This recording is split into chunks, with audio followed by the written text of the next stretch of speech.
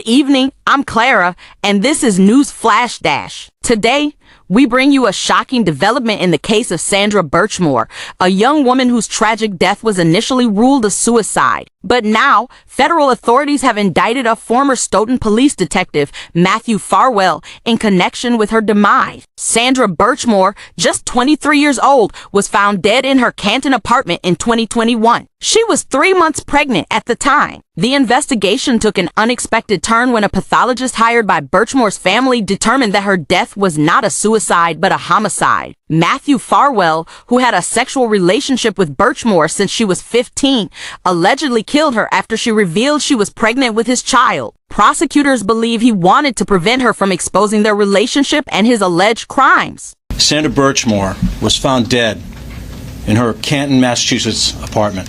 She was in fact murdered by Matthew Farwell 3 days earlier.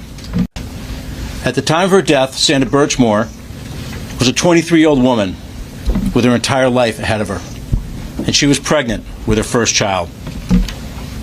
We allege that Sandra Birchmore survived years of grooming, statutory rape, and then sexual violence, all at the hands of Matthew Farwell, who was employed throughout their relationship as an officer and then detective for the Stoughton Police Department.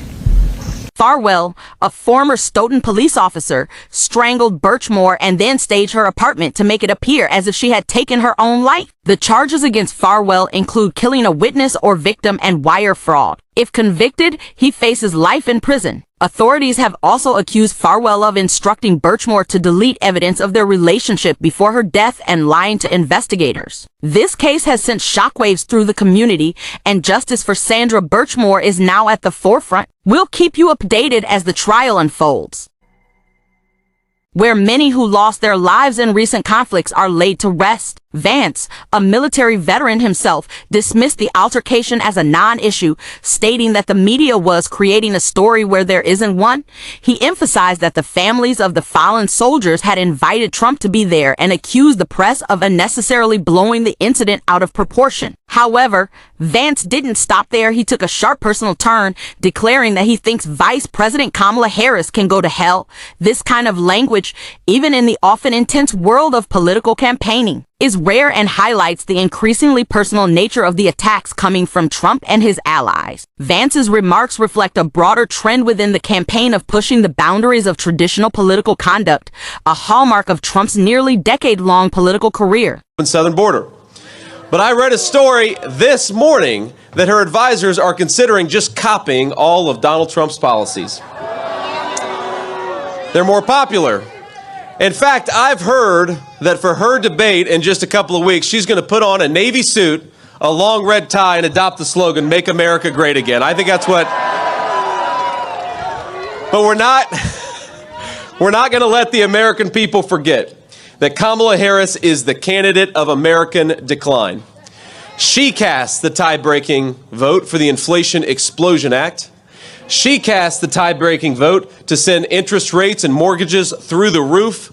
She opened that border on day one, and as much as fake Kamala wants to pretend that she now agrees with Donald Trump, we've got to remind her she's the vice president right now. Stop talking about what you're going to do. Start talking about what you are going to do right now, because you're the vice president. And what she has done has been a disaster.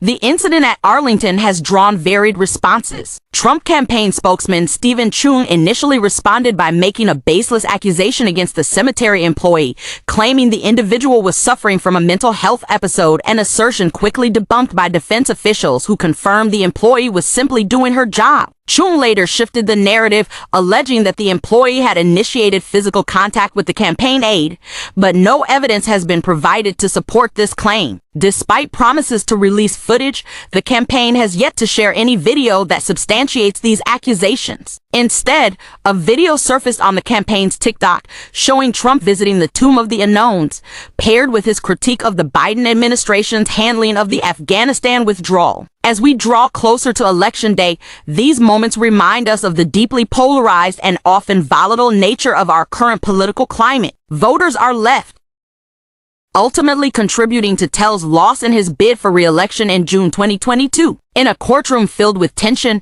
German's family spoke movingly about their loss during the penalty phase. His brother, Jay German, described Jeff as the pillar of their family, a big brother they all leaned on. The pain of his loss was evident, a stark reminder of the human cost behind these headlines. Tells, on the other hand, maintained his innocence throughout the trial, even testifying in his own defense. He suggested a far-fetched conspiracy, claiming he was framed by a real estate company that hired an assassin to silence German and then pinned the crime on him. However, the evidence against Tells was overwhelming. Prosecutors presented video footage, DNA evidence, and witness testimonies that painted a clear picture of Tells' actions on that fateful day. The murder of Jeff German shocked the journalism community. And today's verdict has brought a measure of justice not only for him, but for journalists everywhere who face increasing dangers simply for doing their jobs. Las Vegas Review-Journal's executive editor, Glenn Cook, called the verdict a measure of justice for German and for all slain journalists. He reminded us that German was killed for holding an elected official accountable, a duty that journalists across the world undertake, often at great personal risk. Clark County District Attorney Steve Wolfson also weighed in, stating that the verdict sends a strong message: attempts to silence or intimidate the press will not be tolerated. This case, Wolfson said, is a stark reminder of the violence that journalists can face, even here in the United States. Jeff German's legacy will live on through his work, which shone a light on the truth and held the powerful accountable. His loss is deeply felt, not just by his family and friends. That underscores the risks faced by journalists and the far-reaching consequences of their work. Tonight, we turn to Las Vegas,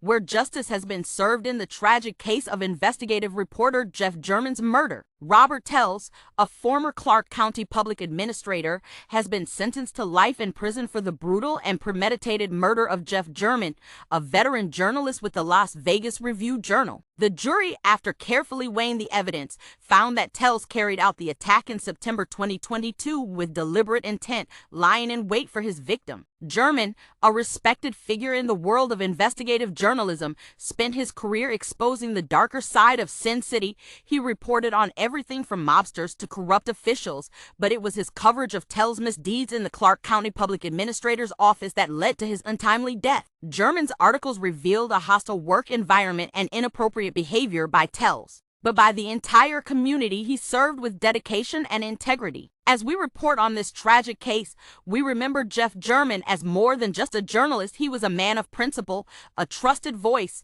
and someone who will be profoundly missed. This has been Clara Johnson, bringing you the latest on Flash News. Stay informed, stay safe, and join us again as we continue. Like and subscribe to our YouTube channel Flash News.